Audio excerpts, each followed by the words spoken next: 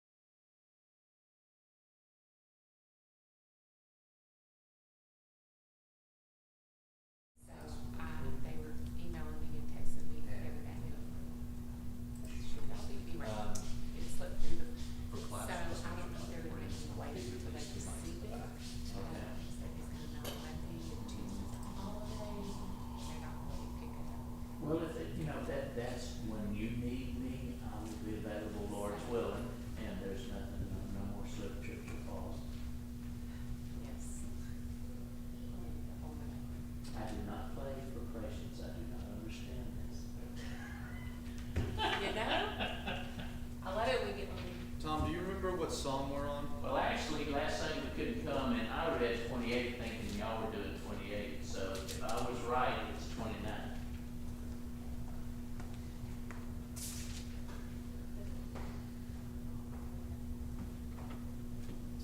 That sounds right. All righty. We're gonna. Did y'all read one last? I'm sure y'all read one last. We Sunday. did. We did. I don't remember which one we. I was gonna say 68 or 69, but we'll go with 28 or 29. Definitely not that far along. That it was 28. Okay. Yeah. Why I passed the history. Yeah. I put a plan. Okay. That's good because my brain does not have the history. But if it wasn't for that, I would maybe tell you.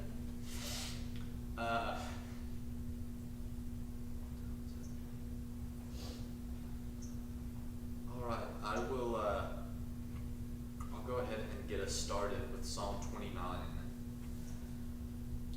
Ascribe to the Lord, O heavenly beings. Ascribe to the Lord glory and strength. Ascribe to the Lord the glory of his splendor. Worship the Lord in holy splendor. The voice of the Lord is over the waters. The God of glory thunders. The Lord over mighty waters. The voice of the Lord is powerful. The voice of the Lord is full of majesty. The voice of the Lord breaks the cedars. The Lord breaks the cedars of Lebanon. He makes Lebanon skip like a calf, and Syrian like a young wild ox. The voice of the Lord flashes forth flames of fire. The voice of the Lord shakes the wilderness. The Lord shakes the wilderness of Kadesh.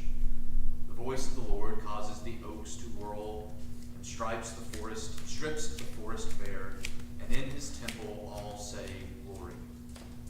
The Lord sits enthroned over the flood. The Lord sits enthroned as king forever. May the Lord give strength to his people. May the Lord bless his people with peace. Lord, we pray for your Spirit to be present with us this morning. In your Son's name we pray. Amen. Amen. I think I've mentioned this before. In this psalm, there's a lot of this language of water, and water in the ancient Near East, which was the time and the culture in which Israel lived. Water was seen as chaos. So you think of Genesis 1, in the beginning God created the heavens and the earth was formless and void, and the Spirit of God was hovering over the face of the waters. Genesis 1 begins with water, this picture of chaos. And in the 7 days of creation in Genesis 1, God brings order to that chaos. You can imagine people in ancient times, the fear of the waters. You go out in a boat on the water and storms come out of nowhere, and there's nothing you can do. You're at mercy of the water and of the waves and of the storm. And so water, for that reason, was a scary place of chaos. But you also think about, you don't know what's beneath the water. We still have not discovered, like 90% of the waters out there. It's so deep, you don't know what's on there, what's in the waters, and so that strikes fear. With the waters, or also in some other cultures, you have creatures such as the Leviathan, which would be kind of equivalent to what we may talk about when we talk about the Loch Ness Monster. This Leviathan was a snake-like creature that, according to mythology, lived in the oceans. And in other mythologies, not the Jews, but in other mythologies, the gods, to create or to set up their kingdom or something like that, would first have to slay the Leviathan. So there was this big battle. So you think about other gods having to go to battle with the forces of evil and chaos, like the waters and like the Leviathan, in order to create. And in Genesis 1, you have God doing that with just his word. He doesn't have to go and fight these things. He just says, let there be light, and there is light. He just says, let's divide the water from the dry land, and it happens. And you get the same thing here. Verse 3 of this psalm, the voice of the Lord is over the waters. God's voice controls the chaos in the world, and that kind of leads the psalmist to talk about God's voice dealing with the chaos of our lives, right? Because it ends with, may the Lord bless his people with peace. Anyway, I just think that's an interesting psalm, this storm imagery. And, you even think Jesus does something similar, right? When he calms the storm. The disciples are out on their boat in the middle of the storm, and the storm comes and they fear for their lives. And we have one story where Jesus is sleeping. We have another story where Jesus walks to them on the water in the midst of the storm.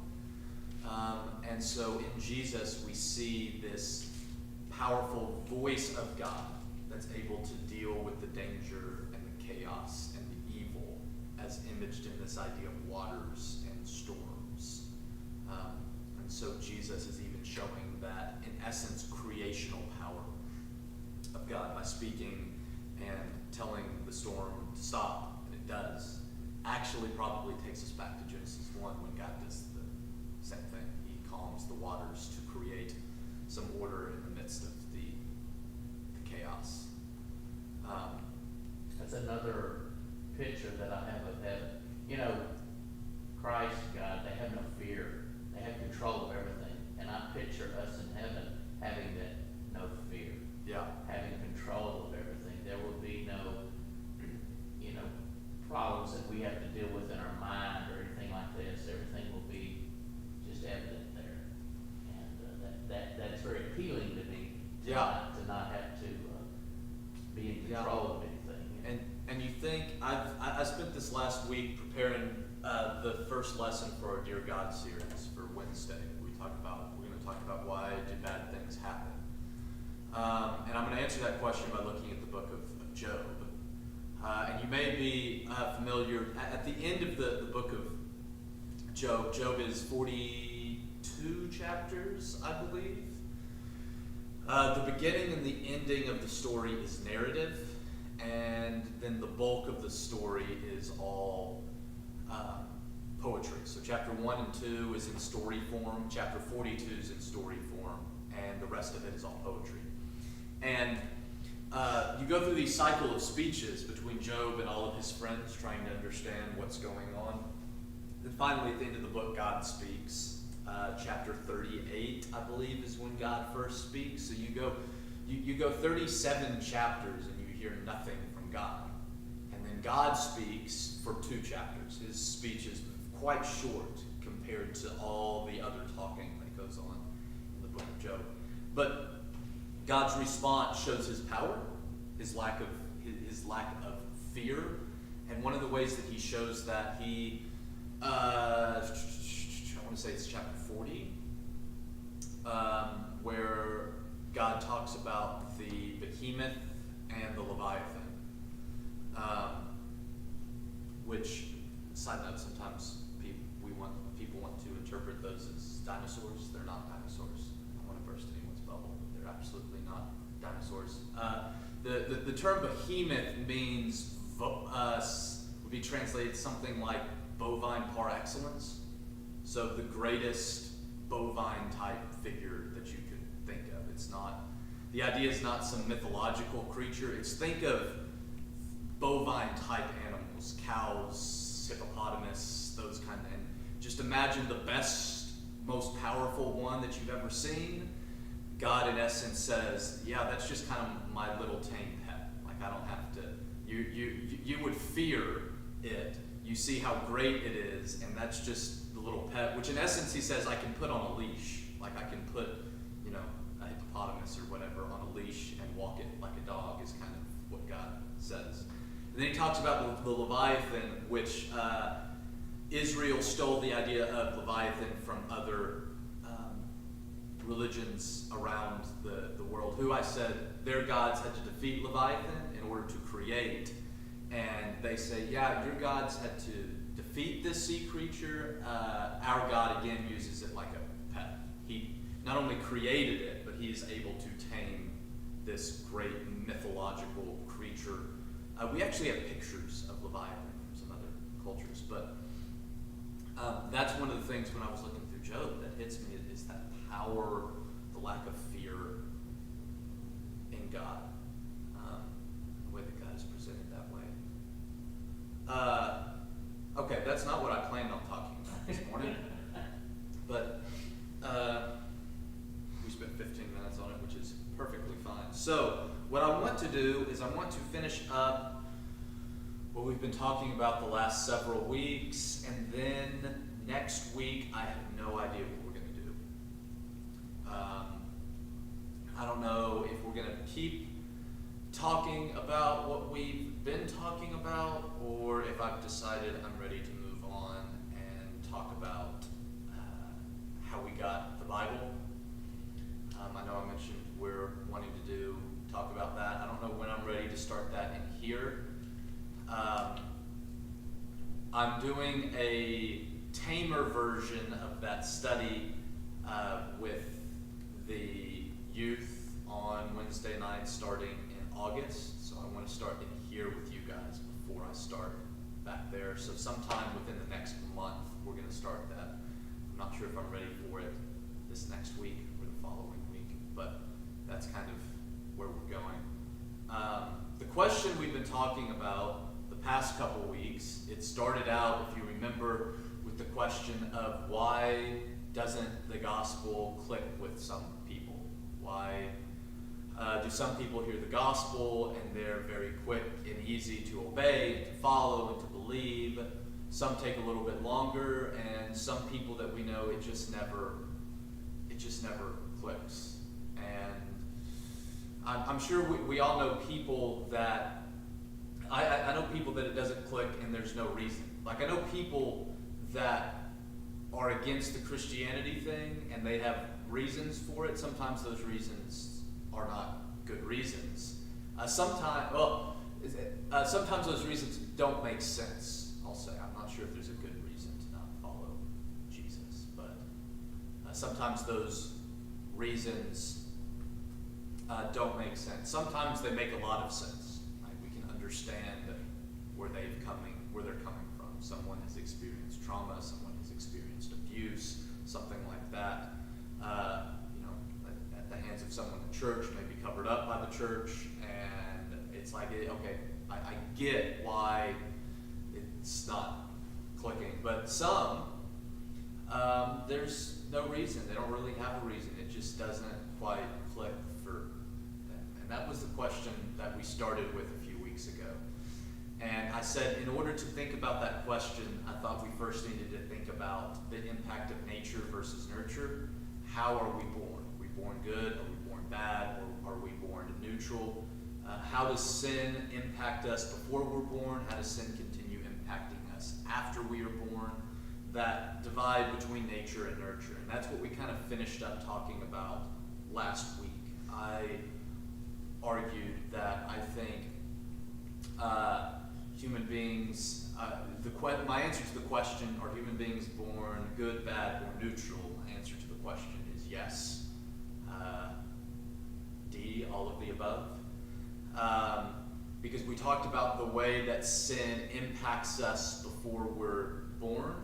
Everything from birth defects, which are not God's intention, to some of the things that we struggle with because of our temperament, because of our personality, because of whatever it may be. Someone who is born struggling with anger, someone who's born with an addictive type personality, or whatever it may be. So we talked about some of the ways that sin impacts us before we're born. We made a distinction between sin impacting us and us being guilty of sin.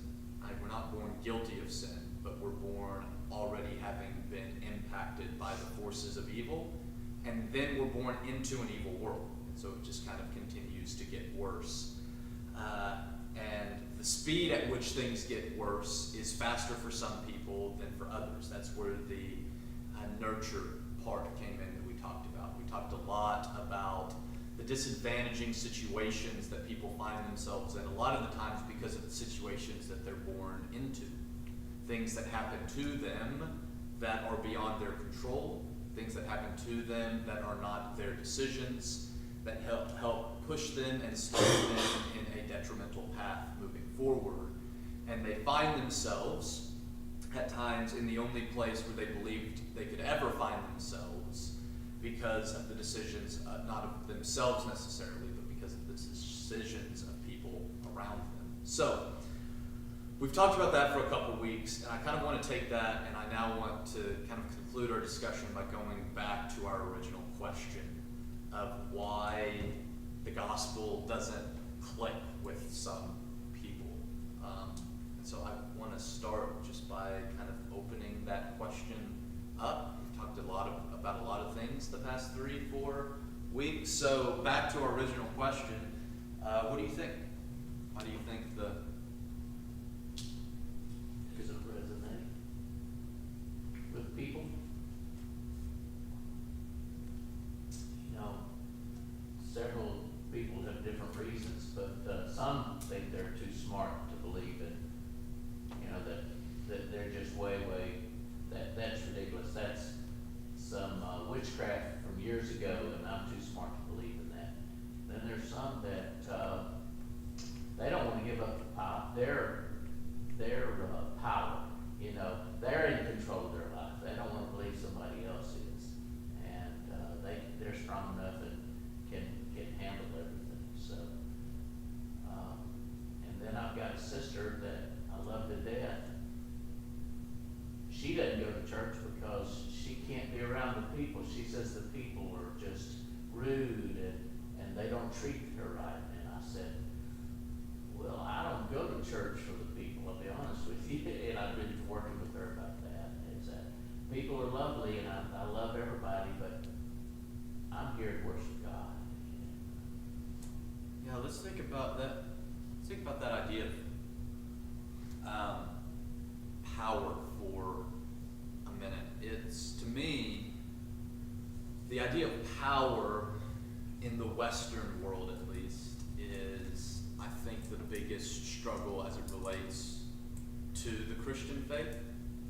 Because on the one hand, you've got some that are against Christianity because they don't want to give up power. And you have others that are drawn to Christianity in order to gain power. So you have this interesting relation between Christianity and power. Those that feel like they were giving up power, and those who were led to church, particularly at times to lead churches in order to gain power. Either way, God ends up losing power. Last Sunday, when we were talking about how our pursuit of greatness is antithetical to God's love and justice, because when we gain things for ourselves, whether that be power or money or whatever it may be, there's only so much of that to go around. And so when we take it for ourselves, we're by necessity taking it from other people.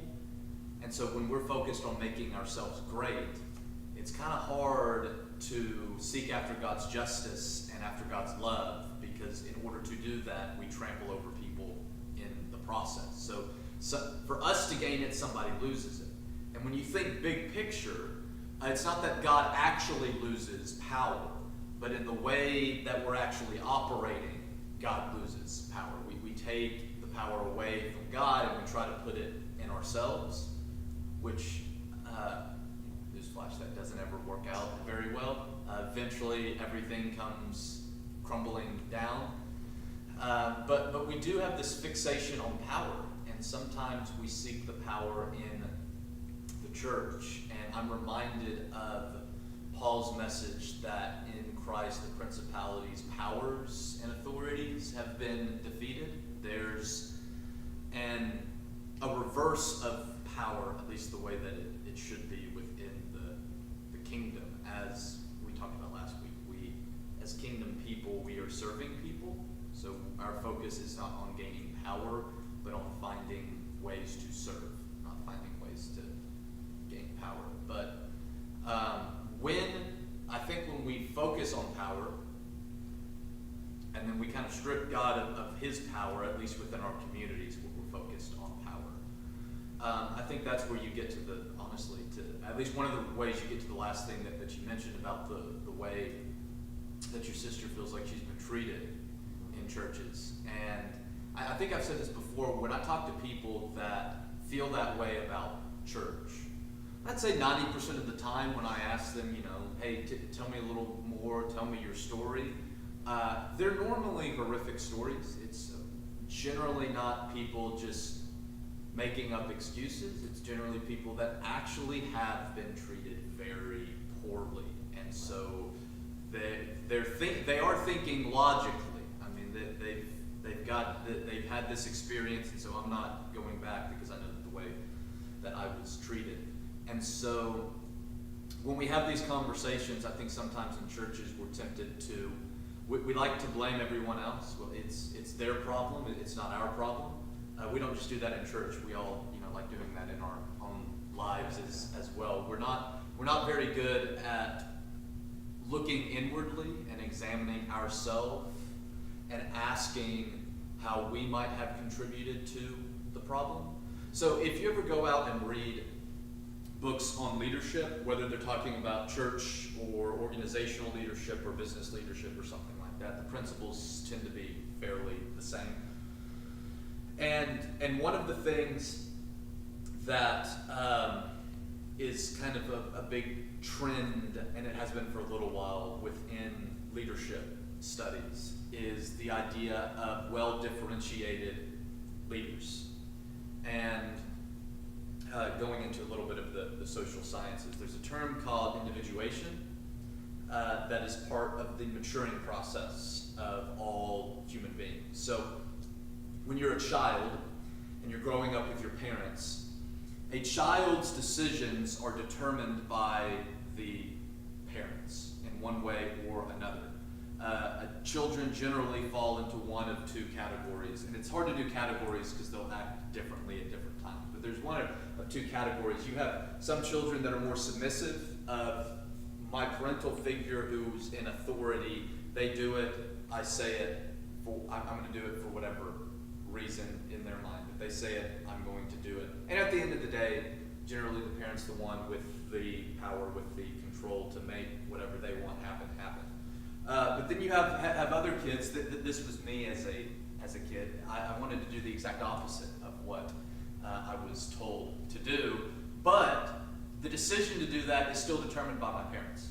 My parents say do A, and so I'm going to choose to do B because they said to do A. Had they not told me anything to do, I might have decided to do A on my own. Because they told me to do it, I want to do something different. And so either way, the decision is still determined by the parent. And the idea of individuation is as you grow older, maturity tends to be defined as you get to a place where the opinions of those people, parents, grandparents, authority figures at church, whoever it may be, their opinion still matters to you, but it no longer determines your course of action. So I might be dealing with something and I might call my parents to get their advice. Hey, I'm dealing with this. Give me your advice. They give it to me. I say thank you. I take that into consideration, but it doesn't steer me in one way or another. It helps me make my own decisions. That's the idea of individuation. In essence, what that is we get to a place where we now control ourselves. I'm not controlled by the opinions or thoughts of other people. They matter to me because if I don't listen, I'm also controlled by them. Right? If I say, I'm not going to listen to anybody else, I'm just going to do what I want to do, I'm still being controlled by other people's opinions. If I say I'm going to do whatever everyone else tells me to do, I'm also controlled by everybody's opinions. So the idea of maturing is getting to that in-between where I desire to listen to other people, but at the end of the day, I'm still going to hold myself accountable to make my own decision. So you think about that idea of differentiation or individuation within communities, so businesses or organizations or churches, and what it means to lead in that way.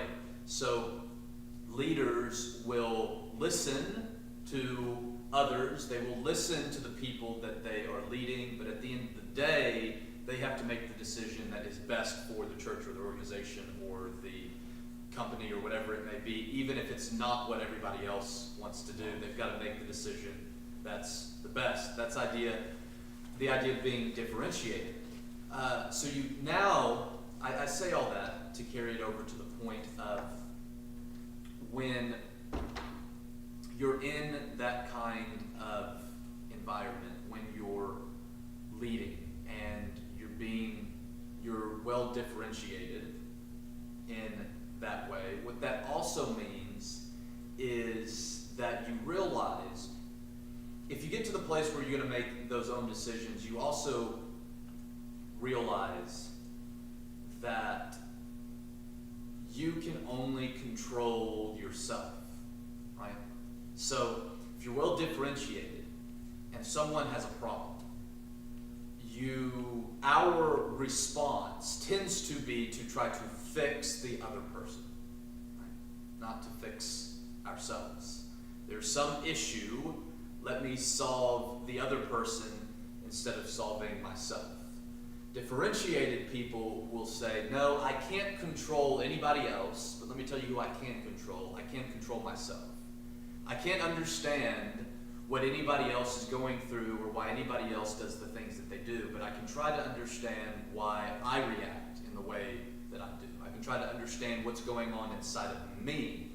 And it's the belief that if I carry myself in a certain way, if I just focus on controlling myself, experts in leadership will say that will carry on throughout a company or an organization or a church. So an example that I've heard before is that in big businesses, if you go and you look at the way that employees do things at the bottom, like just go to the bottom. So let's take a grocery food chain. So you're looking at the people that are cleaning, or you're looking at the people that are stocking shelves, or who have the kind of bottom tier employees. Most of the time, you look at the way that they work and operate, and it tends to be a reflection of the CEO of the company who they've probably never met. But the way that the CEO operates and controls him or herself reverberates all the way to the bottom of the company. Why is there a difference in employees at Chick-fil-A versus Walmart? I think that kind of proves that point. It has this trickle down effect, and it comes not from controlling other people, but it becomes by taking care of myself. And I don't remember now how we got on to that. Well, Walmart, before Sam Walton's kids took over, the employees were like treated like Chick-fil-A employees. Well, yeah, and so you see the way an owner or a CEO or whoever, the way they do things works all the way through an organization, and why it's then so important for us to focus on ourselves. Now I remember how we got on it. We started talking about people who have had bad experiences in the church, and we want to blame them. And where not only does that not helpful for anyone, but it doesn't actually make anything better.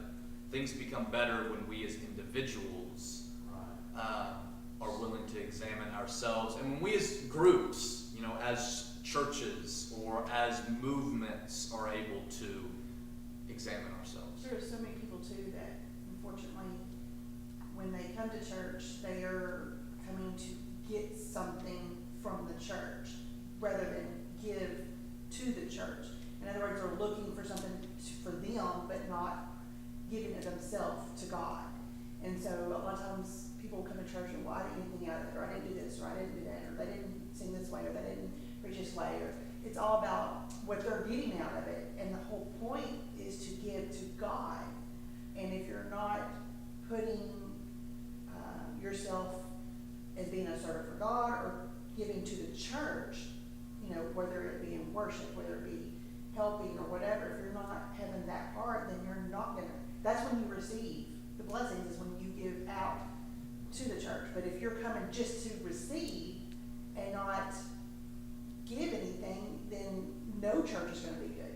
I mean, it might be for a little bit on the outside, you might like this, you might like that, but then you're never gonna be content because you're always wanting something in return. Right. When, as a servant heart, we should be giving, not receiving, but you do receive when you give. I mean, it's us, in my experience, I know growing up in the church, you know, I was here mainly because my parents were here and that kind of thing, and even after I got married, we were here mainly, to be honest, probably out of guilt, or because I've always done it, but my heart really wasn't in the right place, and there wasn't a lot of young couples at the time our age, but we went ahead and still came and everything, thought about going other places just to, you know, just to have more young people our age. Well, then we started to get involved with the youth, and that is when my true heart changed, because I felt like I finally was helping other people. I had that, you know, started, at least for me, it was good for me. It helped me open up my heart, I guess, I don't know, and realize that we could be responsible for other people's souls, even bringing them to Christ. And when we started doing that, it's like my heart just opened that I had never done before.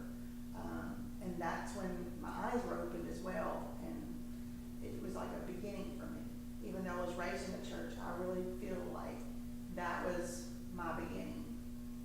And I mean, because I hear people say all the time, you know, well, we didn't go there because I don't like the way he sings, or the way they preach, or this.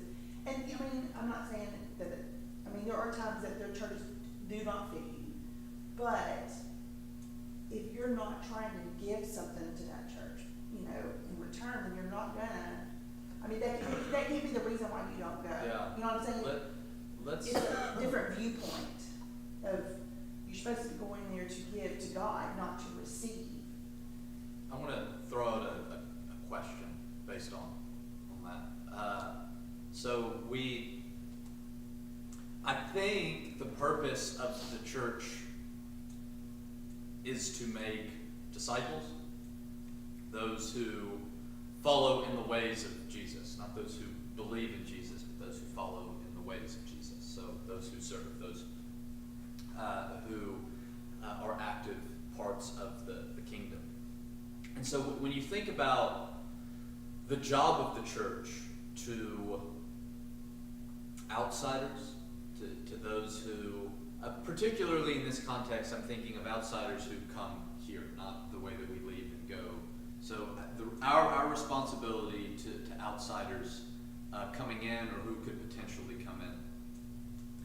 There's this balance between, I believe, that we have a responsibility to do everything that is within the bounds that God has established to get people in the door, to attract people. People's first experience is going to be that experience of, what am I getting out of this?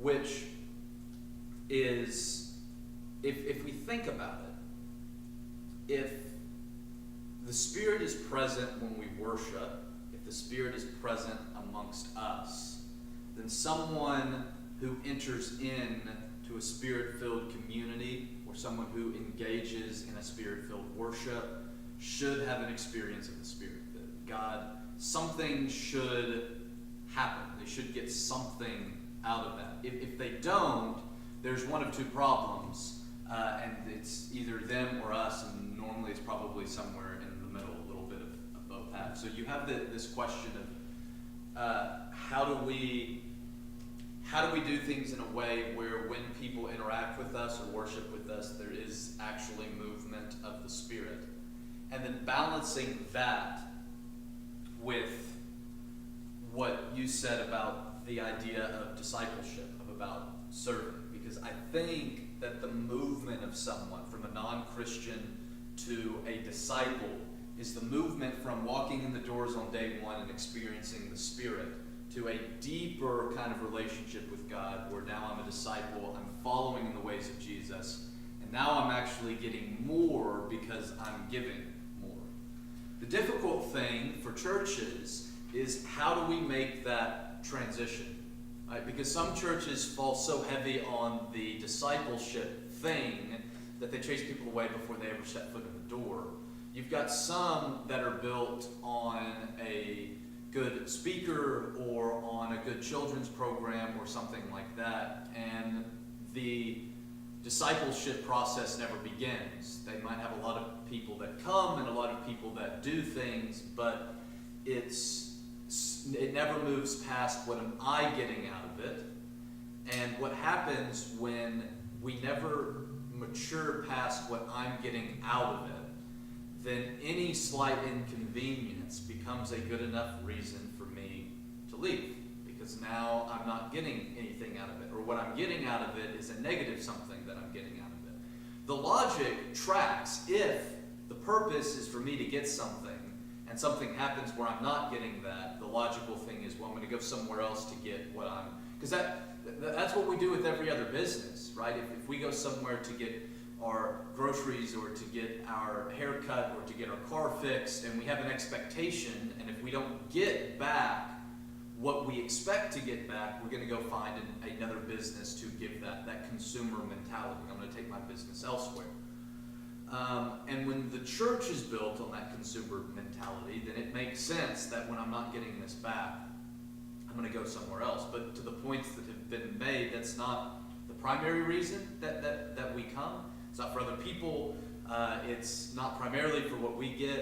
It ultimately has to develop to what we give, to our discipleship and following after the way of Jesus. And I guess what I was inferring is not obviously people who just come in the door, more people who have been here, and because I just felt for me personally that I didn't even receive and get something out of it until I started giving, if that makes sense. Until I got more active did I receive what I've been needed.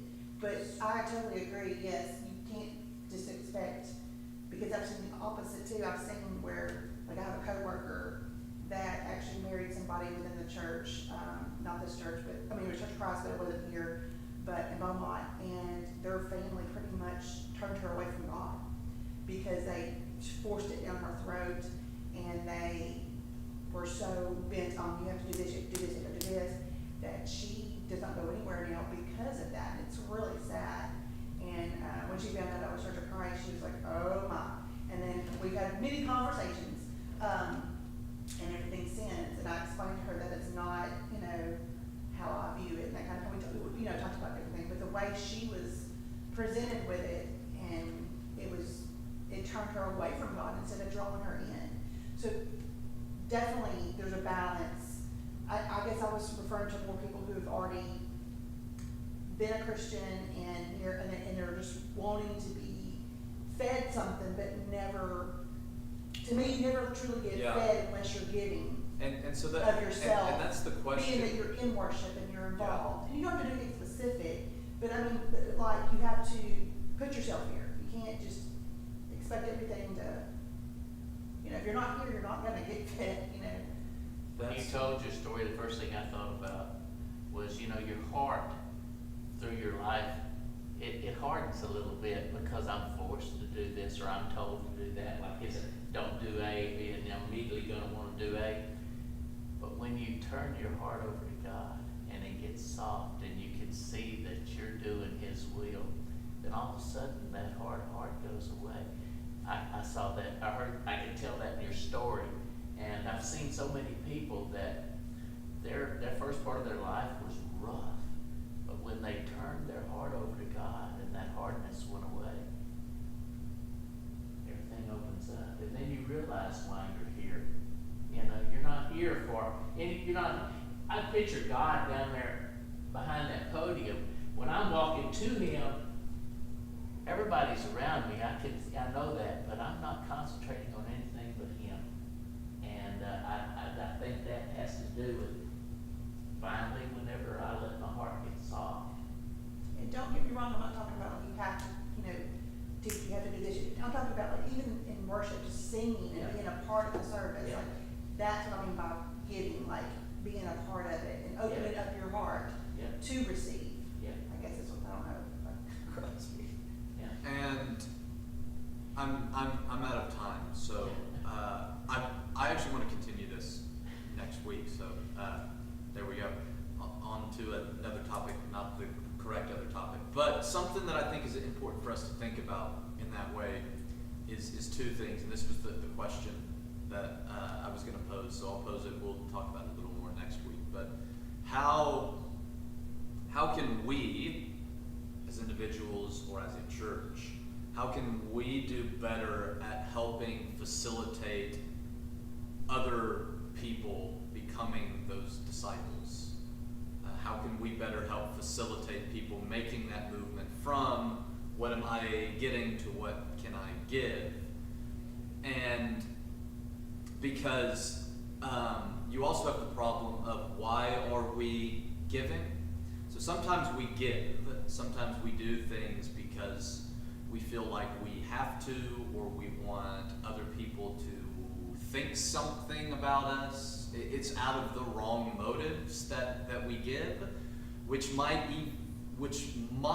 you could argue, and I might argue, is even worse than just caring about what you're receiving, is giving out of the wrong motives. So it's not just helping facilitate people moving from receiving to giving, but moving to a place where their heart has been made soft to give out of the right reasons. I've known people that from the outside are some of the hardest workers that you've ever seen. They also have the hardest heart that I've ever seen. The service is there, but it's not produced from the right thing.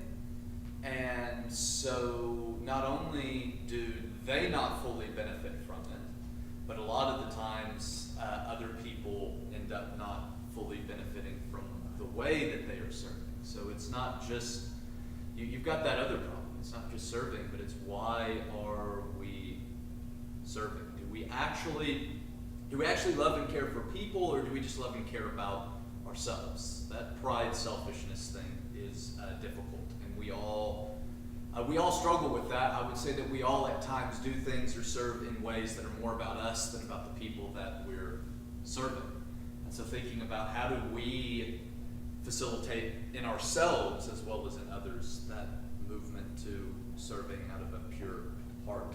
But I'm over, so I'm going to leave that there. We'll talk about it a little bit more next week, and then the following week we'll start into how we got the Bible. By the way, Dale Willis twisted his hip yesterday. He's in pain. He called me prior to us getting